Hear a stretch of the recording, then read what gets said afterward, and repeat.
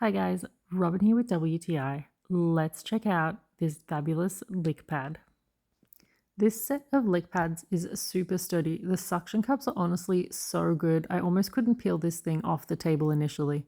It is really well gripped to the ground and you don't have to worry about it sliding around anywhere.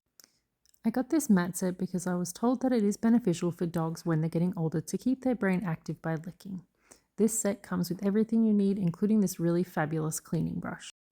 Whether on the ground or on a vertical surface, this is not going anywhere at all. It is super stuck on there, which is great.